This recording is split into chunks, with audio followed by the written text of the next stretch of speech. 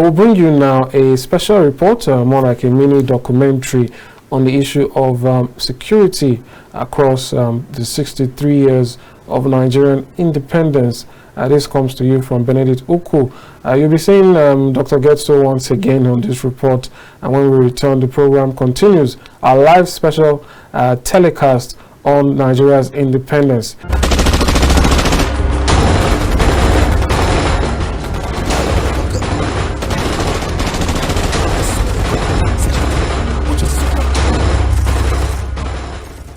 Nigeria continues to battle diverse and high-level security challenges, including Boko Haram terrorism, kidnappings, and crude oil theft. It has also seen the emergence of the Islamic State in West Africa province, ISWAP, herder attacks on farmers, banditry, separatist activities, and other violent attacks.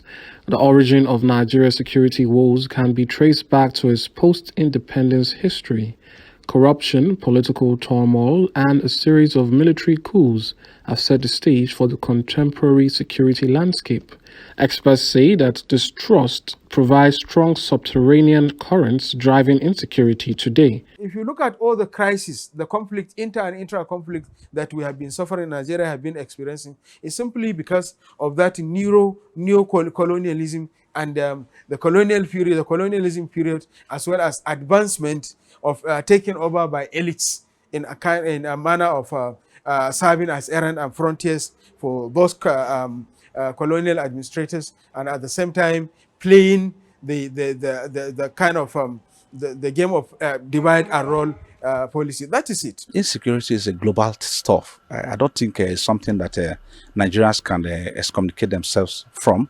But however, to the depth of insecurity in our nation, the causes are numerous. The causes are physical with us: poverty, unemployment. Nigerians have left our per capita development to a deplorable stage where people begin to see crime, people begin to see killings, people begin to see extortion as a way of life to surviving. The problem we have is politically ethno-religious. There's a political ingredient in it. There's a religious perspective in it. Okay? Of course, there is the ethnic perspective in it. There's even an economic dimension of it. These problems can also be dated back following the return of democracy to the country, and when crude oil was discovered in the south, gold was discovered in north. The presence of these mineral resources made it attractive to visitors. Some say insecurity is fueled by struggle for minerals. It has been discovered very, very long before. The colonial administration, they have it at their own reports. So it has been made clearly for how their children will inherit it and how they will pursue it.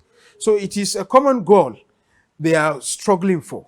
That is why you are having a francophone and anglophone and whatever you may have among the colonial administrators. And now you are having struggle between Eastern Bloc, Western Bloc, the Russia, going by America, the UK and others. So it is very clear that the vision and mission is to continue to kind of initiate a crisis and a conflict among you.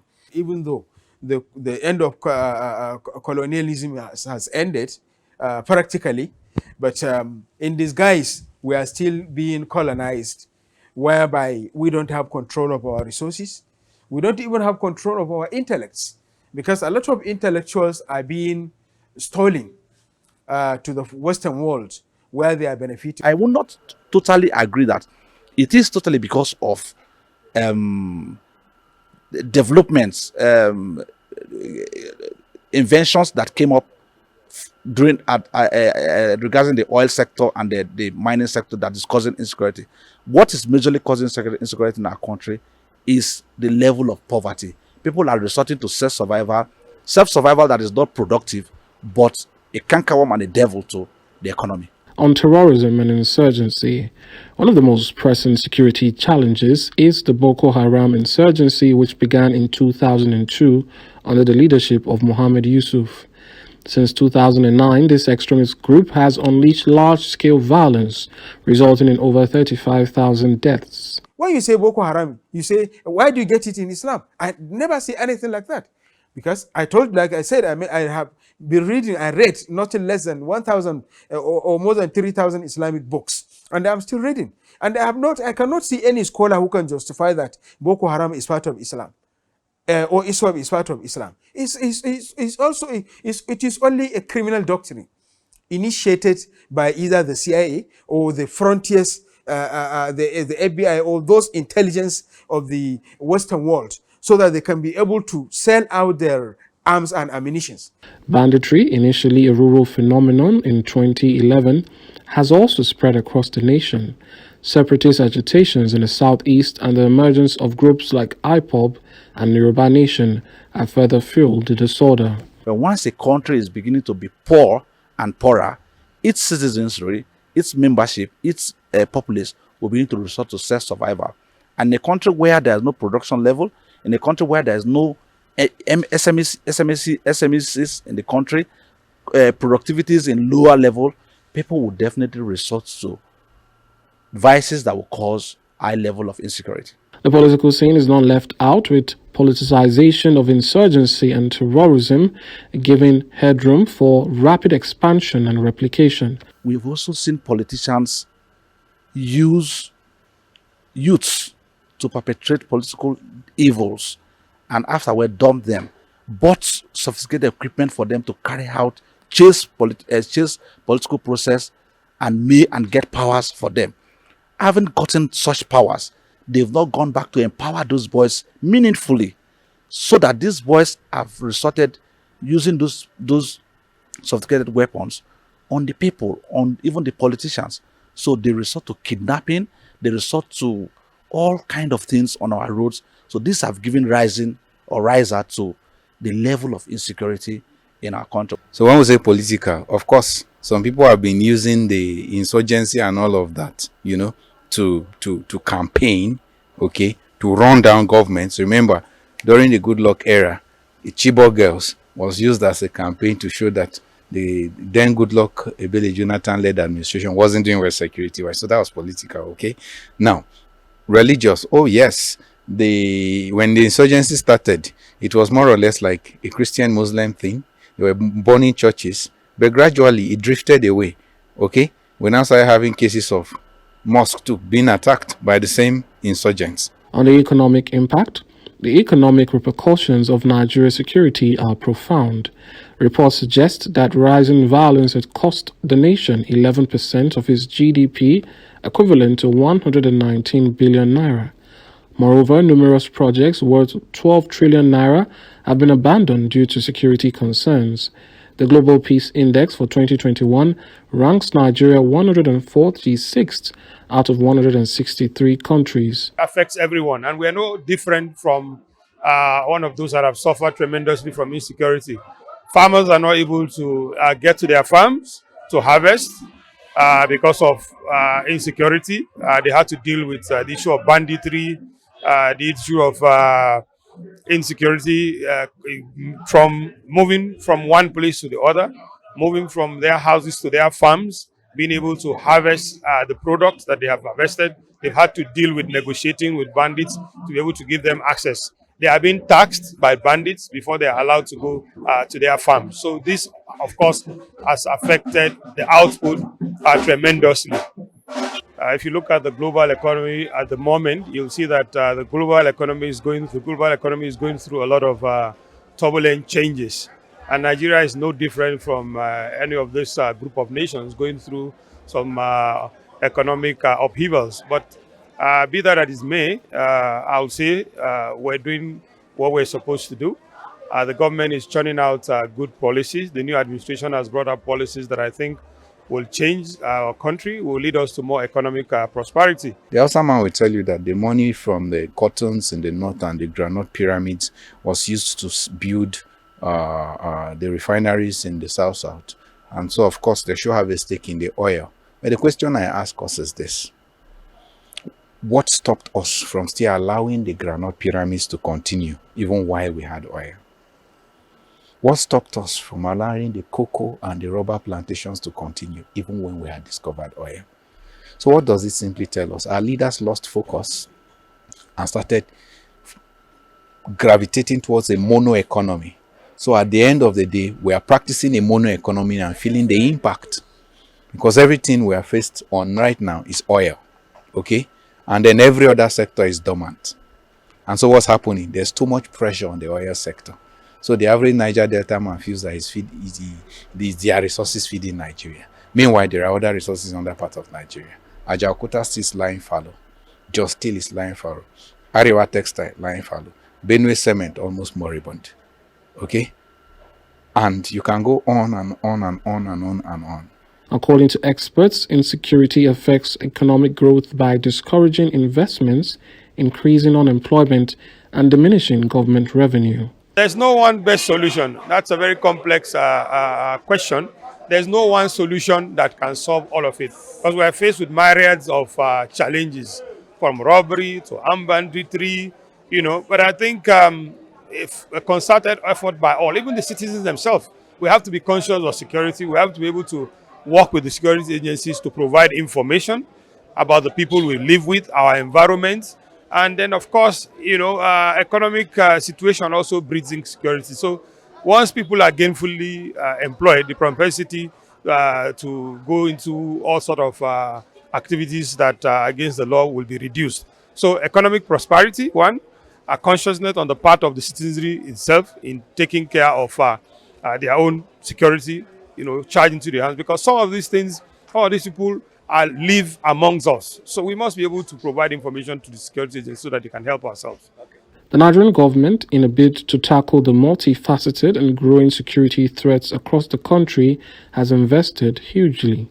Since May 2015, when President Muhammadu Buhari assumed office, the allocation to the defense sector has seen a steady rise running into trillions of naira. Although more budgetary allocations is required, experts argue that more manpower and strategic operations are also needed to address the complex security architecture. Not just to pump in money, but you have the ability to stand firm to say, whatever it will cost us, we must fight insecurity, is also one thing that is lacking and that should be provided for. It's not just to put in money. If you put in money and buy the gadgets, where are the trainees? Where are the people to handle those gadgets? They need lots of reforms in the security architecture for Nigeria so that they can wage this war and wage it once and for all. So I think it does not only mean or rest in the ability to appropriate or allocate funds, but also the execution model. What are the strategies? What are the model put on ground? What is the plan? What is the structure on ground? I think when these things are put side by side, the fund appropriated, then we'll talk about solving the issues of insecurity. In a report released by Premium Times, Nigeria spent 4.62 trillion naira on national security in 5 years, making them the second highest spender on defense in Africa after Algeria, allocating trillions of naira to national security. If you didn't salute a security personnel in Nigeria, you will not condemn him or her. For 6 reasons. 1, the environment for which Nigerian security personnel are operating. 2, the types of arms and ammunition which they are using in dealing or chasing or facing the security challenges at hand. Because when somebody is carrying an arm that has been outdated 15 years back, and the criminal is operating with a new version and even more sophisticated arm and ammunition, how do you expect that your own security personnel to be patriotic? While Nigeria has invested in military modernization and has become the largest importer of military equipment in sub-Saharan Africa, leveraging technology remains vital in fighting against insecurity. Security consultants have recommended the introduction of more uniform organizations. Pass the bill of peace corps to have more manpower. Then again, the uniform voluntary organizations in Nigeria, let them begin to man-o-war, Boy Scout, Boys Brigade. All this should be brought together, merge them together, make use of their good numbers. And if there is insecurity, I'm telling you holistically, economic development will blossom. All the bandits, all the kidnappers in the 8 states that are suffering. That is Kogi, that is Nasarawa, that is Niger, that is Kaduna, that of Sokoto, that of Kano, Jigawa, Kebbi, and Zamfara. All these states that have been suffering, all the bandits, put them together, they are not up to 3,000.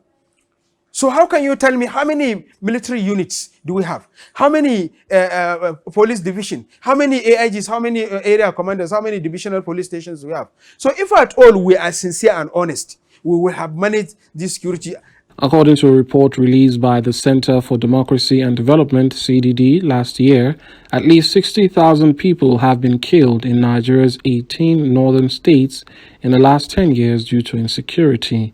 Taking a look at how the state of disorder has affected some professions, Abuja residents speak on effects on their businesses. We are mainly based, an association that mainly comprises of farmers. It has affected us in terms of the high cost of inputs. It has affected us in terms of insecurity. So definitely the output of our members has certainly gone down.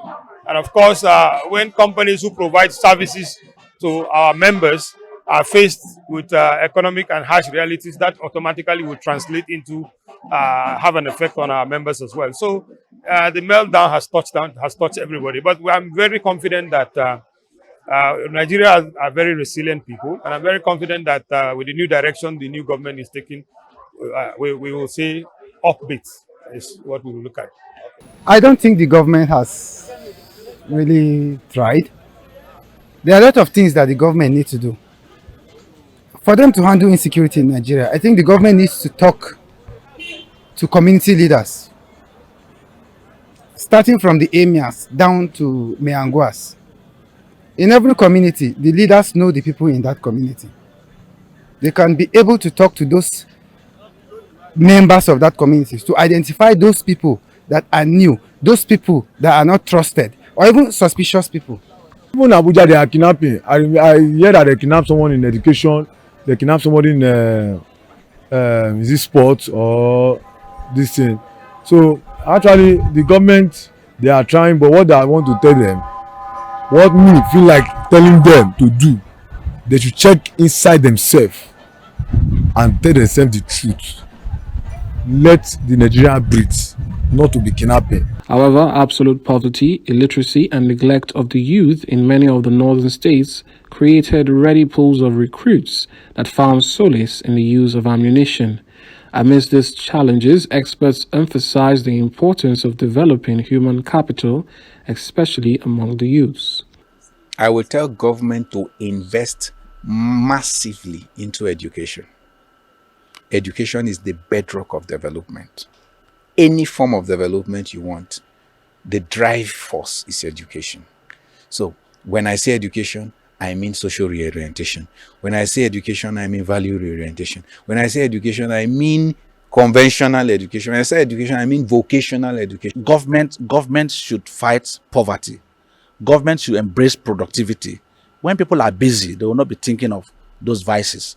Governments must deliberately improve in the architectural system for security. There are technologies that can be deployed, that can do the work as fast as we can think about. Amidst these challenges, Nigerians hope that the new administration under President Bola Ahmed Tinubu, with the appointment of new service chiefs, will tackle the multifaceted security challenges. The level of insecurity today needs all hands to come on board, because if the heads of security agencies in this country should decide that insecurity should stop in this country, there are specific areas where these kidnappers operate, and the security agencies knows when they operate. The security agencies should map out strategies to curb that particular territory. Let that be within that territory 24 hours. As Nigeria celebrates its 63rd Independence Day, the government should look towards addressing numerous challenges of the economy, health, and also addressing insecurity, as they say that burning one's house to smoke out a rat is not a viable solution.